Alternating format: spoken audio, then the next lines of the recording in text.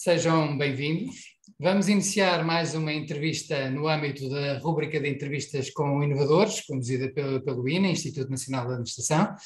O nosso objetivo com estas entrevistas é partilhar o conhecimento e as ideias de pessoas que em diferentes áreas de atividade dinamizam e concretizam iniciativas inovadoras, e hoje vamos falar de ambientes de trabalho saudáveis. Para o fazer, temos connosco a professora doutora Tânia Gaspar, é doutorada em Psicologia, é diretora do Instituto de Psicologia e Ciências da Educação e professora associada da Universidade de Lisboa e desempenha vários papéis e está envolvida em várias iniciativas, algumas das quais são, por exemplo, a coordenação do Grupo de Investigação Qualidade de Vida, Intervenção Psicossocial e Cidadania, do Centro Luzia de Investigação de Serviço Social e Intervenção Social, e é também responsável da área de Gestão de Stress Laboral e Bem-Estar do Inogrupo Medicina. Professora, muito obrigado mais uma vez pela gentileza de ter aceito o nosso convite e vai falar-nos do projeto Ecossistemas dos Ambientes de Trabalho Saudáveis. Antes de mais, muito obrigada pela oportunidade de estar aqui a partilhar a nossa experiência e o nosso projeto. Este projeto realmente é um projeto que nasceu de um outro estudo em que estávamos a estudar a gestão global de uma organização e tentar compreender como é que os fatores da organização, os fatores dos profissionais e os fatores dos resultados poderiam ser articulados de modo a diminuir os riscos psicossociais, aumentar o bem-estar e aumentar os resultados. E na altura deparámos com o modelo da Organização Mundial de Saúde dos ambientes de trabalho saudáveis, que realmente abordava todas estas áreas. A questão do local de trabalho, do ambiente físico, dos riscos psicossociais do trabalho, dos recursos de saúde dos próprios profissionais, da relação com a comunidade, mas sempre com base nos pilares que é a gestão e os profissionais, portanto, envolvendo a gestão e envolvendo os profissionais num trabalho conjunto e contínuo, de melhoria contínua do bem-estar, da segurança e da saúde no trabalho. Então, este projeto, nós até contactámos diretamente com a Organização Mundial de Saúde, no sentido de identificar se existia algum instrumento para medir esta área, e não havia, portanto eles ainda não tinham desenvolvido este trabalho. E nós realmente, para podermos melhorar e promover ambientes de trabalho saudáveis, temos antes de mais que fazer o diagnóstico, de saber qual é a base, qual é o baseline, como é que as várias dimensões se situam, para depois fazer um plano de ação, implementar e avaliar as melhorias. E tanto foi assim que nasceu este projeto. Nós, na tentativa, numa fase inicial, de construir este instrumento para depois ser utilizado nas várias organizações públicas, privadas e de todos os setores de atividade. Muito bem. Este é um tema relevante, como dizia, sobre todos os setores de atividade. Os ambientes de trabalho saudáveis influenciam o clima? Influenciam o desempenho de pessoas, de equipas, da própria organização no seu todo? Realmente diz a teoria, diz também o modelo que nós tínhamos no trabalho anterior, que uma cultura organizacional e um clima organizacional promotor de saúde está relacionado e correlacionado positivamente com menos riscos psicossociais do trabalho, nomeadamente o stress e burnout, está associado a uma melhor qualidade de vida no trabalho e a um melhor desempenho do próprio profissional. E, em última instância, melhora os resultados de satisfação do profissional, dos clientes ou utentes e também dos resultados económico-financeiros. Portanto, efetivamente, um clima que se preocupe e que envolva os profissionais, que os ouça e que articule com eles numa negociação saudável, digamos assim, quais são os objetivos, quais são, digamos, o que é importante para o profissional e que haja aqui uma articulação entre ambos, vai realmente dar um melhor bem-estar para o profissional, um melhor envolvimento e depois, consequentemente, os melhores resultados. Aqui, relativamente à cultura, outra questão é que a cultura também deve estar alinhada com o próprio profissional. Portanto, nós não podemos, existem culturas, existem subculturas, portanto, uma organização não tem só uma única. O que é importante é que exista realmente uma associação e uma relação positiva entre a cultura da organização e o profissional. Portanto, se existir uma cultura mais virada para os resultados, mais competitiva, e tivermos um profissional que seja competitivo e queira obter resultados, eles estão em sintonia e ambos estão com melhor bem-estar e estão ambos no mesmo objetivo. Se tivermos uma organização que quer resultados e que é baseada nesse objetivo, e temos um profissional que se centra mais no processo, que é mais reflexivo, que se centra mais no cuidado, na atenção, por exemplo, ao cliente, etc., por vezes não há tanta sintonia. Portanto, mais do que uma cultura, nós digamos que é universalmente boa, tem que haver realmente aqui uma adaptação entre a cultura, o profissional e o resultado que é esperado daquela organização. Portanto, um projeto desafiante e que tem um potencial significativo para as pessoas e para as organizações. E que caminho é que tem efetuado até esta altura? Que passos é que, entretanto, realizaram? Este projeto tem sido muito, muito interessante, porque além desta questão da participação dos profissionais ser fundamental, a participação das organizações e da administração também. Portanto, temos que estar todos envolvidos neste processo. E muitas vezes a investigação e a academia é criticada por ter, enfim, questionários muito herméticos, que só os investigadores é que percebem e que depois não têm grande impacto nem grande compreensão na prática. Então este projeto parte do princípio que nós vamos construir um instrumento em co-construção. Portanto, foram convidadas várias organizações, neste momento nós contamos com 45 organizações, públicas, privadas e do setor social, que durante 3 meses fizeram a co-construção do instrumento. Portanto, nós criámos algumas questões base, que avaliavam todas aquelas áreas que estávamos a ver, a ética e cultura da organização, o envolvimento e a relação com a liderança, depois a questão do ambiente físico, os riscos psicossociais do trabalho, a relação com a responsabilidade social e a comunidade e também a própria saúde e os recursos para a saúde profissional. Portanto, temos um instrumento que tinha todas estas áreas e passávamos esse instrumento pelos vários parceiros e eles iam fazendo comentários, reflexões, esta pergunta não se compreende, seria importante acrescentar isto, esta escala está muito negativa, será importante falar das questões positivas. Portanto, fomos construindo este instrumento e foi realmente uma experiência excelente, porque ouvimos, adequámos e criámos um instrumento que era adequado e que se podia utilizar nas várias organizações. Então, nós neste momento temos um instrumento que já foi testado, portanto já aplicámos a um universo de cerca de 800 pessoas, fizemos as análises necessárias e já temos um instrumento robusto para utilizar. Mas o mais importante é que conseguimos obter um instrumento que vai efetivamente conseguir avaliar e monitorizar os ambientes de trabalho saudáveis e foi construído por todos, portanto foi uma construção conjunta. Quais são os próximos passos? Portanto, nós agora, no mês de novembro a março, vamos fazer a aplicação deste instrumento nas organizações participantes. Portanto, todas estas organizações vão ter um link da própria organização, vão aplicar o instrumento à sua organização e depois nós vamos ter uma análise por setor de atividade, o setor da economia, setor da administração, setor da banca, setor da educação, portanto, nos vários setores, e vamos ver como é que o instrumento se comporta nestes vários contextos.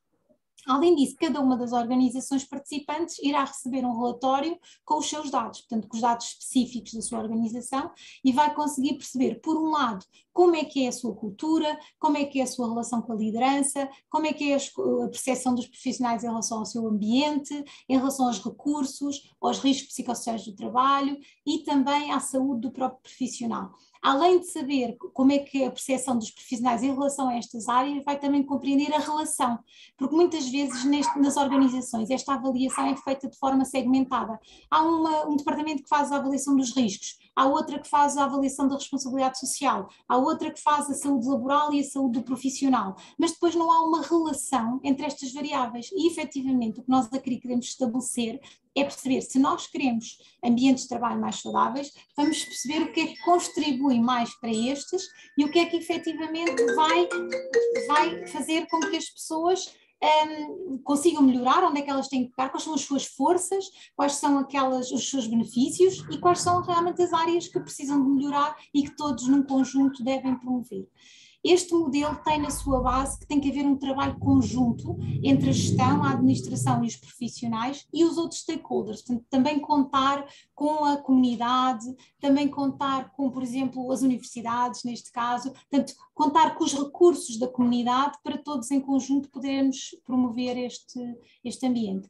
Portanto, o trabalho, já temos a primeira fase, que foi a co-construção do instrumento.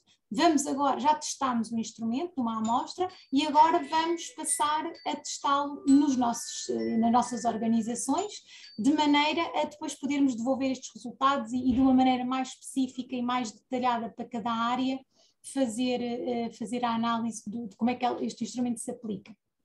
Por outro lado, temos como objetivo final, para abril do próximo ano, fazer um manual de boas práticas com as contribuições de todos os parceiros. Portanto, por um lado, nós temos no questionário 2 perguntas abertas, uma relacionada com que ações é que a organização faz para ser uma organização promotora de saúde, e temos uma pergunta que é o que é que gostaria que a sua organização fizesse para ter um ambiente mais saudável. E vamos pegar na análise de conteúdo destas respostas e fazer sugestões, pistas para a ação, para as organizações que já o fazem poderem de alguma maneira ser reconhecidas por já o fazerem, aquelas organizações que já fazem e têm vontade de melhorar, terem guidelines de como seguir, e aquelas organizações que ainda não estão tão despertas poderem realmente concretizar, porque às vezes as pessoas ouvem falar disto, a felicidade, o bem-estar, e acham que é algo muito abstrato, ou que vai implicar muitos custos, e se nós formos a ver bem, se calhar não é mesmo bem assim, e que às vezes são pequeninas coisas, pequeninas negociações, envolvimento das pessoas, ouvir e escutar as pessoas, que vai fazer toda a diferença no seu bem-estar, no seu envolvimento e depois nos resultados também. Pode-nos falar, já percebemos que, portanto, há um caminho com uma fase piloto e depois com uma aplicação mais disseminada, ao fim e ao cabo, para ficar um instrumento disponível. Pode-nos falar das particularidades, como é que foi o caminho do piloto, como é que foi esse processo de experimentação? Portanto, este instrumento é um instrumento online, portanto, e nós na altura, numa situação de piloto, não quisemos divulgar nas redes sociais por uma questão de qualidade da amostra, ou seja, quando nós divulgamos nas redes sociais, depois acabamos por não controlar a qualidade. Então entramos em contacto com outras organizações diversas que não eram aquelas organizações parceiras, para conseguirmos ter representantes de vários setores. E portanto tivemos o cuidado de que esta nossa amostra de teste é uma amostra que tem vários setores de atividade e que desde já as pessoas já ficaram envolvidas no projeto, e se quiserem agora nesta fase a seguir podemos fazer uma recolha de dados em toda a organização. Portanto, desta vez foi só numa pequena subamostra, não é? Mas agora no próximo momento poderão estar incluídas e poderão realmente ter toda a informação. Além disso, também vamos fazer uma devolução, portanto nós agora no final, em novembro, vamos fazer uma apresentação formal para todos os parceiros e potenciais novos parceiros dos resultados do teste piloto. Portanto, vamos ver como é que se comportou a escala, normalmente quais são as áreas, porque nós aqui já ficámos com uma ideia de quais são as áreas que normalmente vamos encontrar como maior risco. Eu já tinha esse conhecimento, que eu trabalho nesta área da gestão do stress laboral, e tanto definitivamente o stress e o burnout e a dificuldade de controlar todas as tarefas está demonstrado que é um fator que realmente está lá muito presente nos resultados. Outra questão tem a ver com a liderança, a questão da comunicação com a liderança, a comunicação entre as hierarquias, o envolvimento dos profissionais, por exemplo, na gestão do seu desempenho, ou seja, em vez de serem apresentados os objetivos ao profissional, estes serem articulados com o profissional, portanto dizer assim, vamos fazer aqui, vamos estabelecer em conjunto quais são os objetivos, o que é preciso para conseguir estes objetivos, e portanto haver aqui uma perspectiva mais realista, mais alinhada com as competências do próprio profissional, mas também obviamente tendo em conta que é importante obter os resultados.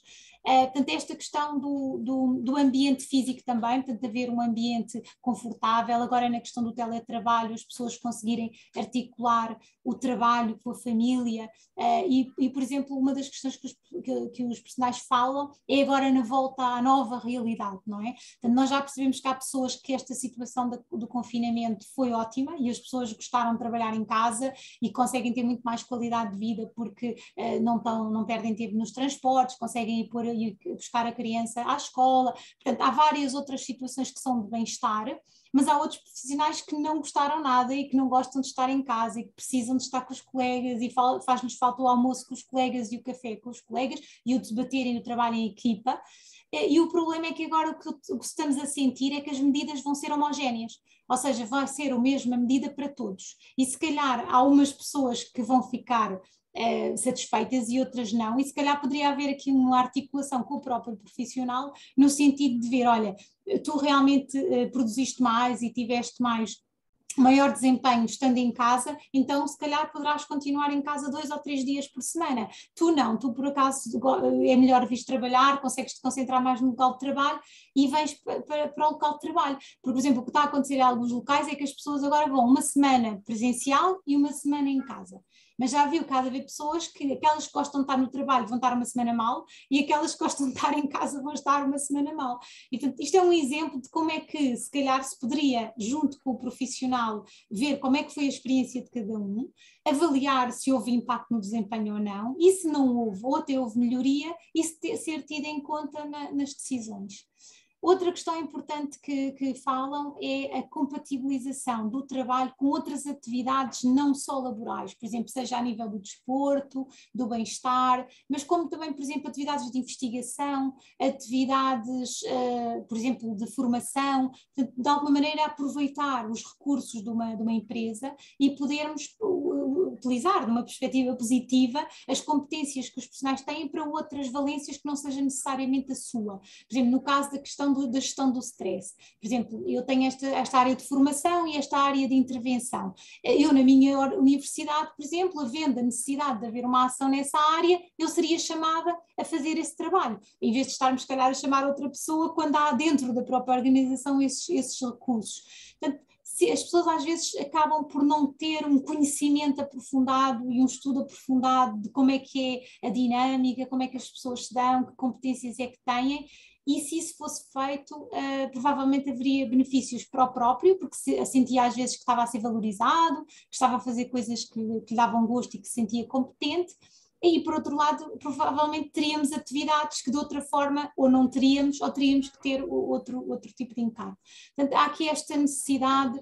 Por outro lado, há outra questão que surge, que é a articulação com a comunidade e com o exterior. Portanto, haver um maior envolvimento, por exemplo, dos utentes ou clientes, portanto, ou seja, dos consumidores finais, entre aspas, do serviço que a organização presta, e ver então até que ponto é que eles estão satisfeitos, onde é que realmente falta, o nível de satisfação não é tão elevado, porque às vezes são coisas muito simples. Por exemplo, na área da saúde, muitas vezes o que as pessoas dizem é que não há tempo suficiente para falar com o profissional de saúde, por exemplo, não é? Então nós tentarmos ver o que é que poderemos fazer aqui para aumentar, por exemplo, o tempo, ou haver no tempo que está disponível, haver se calhar uma escuta ativa mais direta. Portanto, são coisas, às vezes, que são pequenos detalhes. Basta, por exemplo, o médico ou o clínico estar em contacto visual com a pessoa, mesmo que seja ao mesmo tempo, que isso pode fazer a diferença. Portanto, no fundo, é estudar estas questões, estudar de que modo é que a dinâmica da organização, seja a nível da cultura, seja a nível dos profissionais, vai influenciar os resultados, e fazer com que esta máquina funcione da melhor maneira, utilizando os recursos que tem, que muitas vezes não são utilizados devidamente. Muito interessante. Estamos a falar, portanto, de uma abordagem global, participativa, que permite à organização ter uma fotografia, se pensarmos que a sua vida, ciclo de vida é um filme, e com base nessa fotografia permite também definir medidas de otimização, de melhoria, que tenham a ver com esta qualidade no próprio espaço de trabalho. Professora, para quando é que teremos a oportunidade de ter esta abordagem, digamos assim, de uma forma ampla, generalizada, disseminada, para quem a quiser utilizar e orientar o seu caminho, o poder fazer? Portanto, nós neste momento o instrumento já final estará disponível por volta de abril, maio. Portanto, aí teremos o instrumento final validado e já validado com especificidades para cada área de atuação.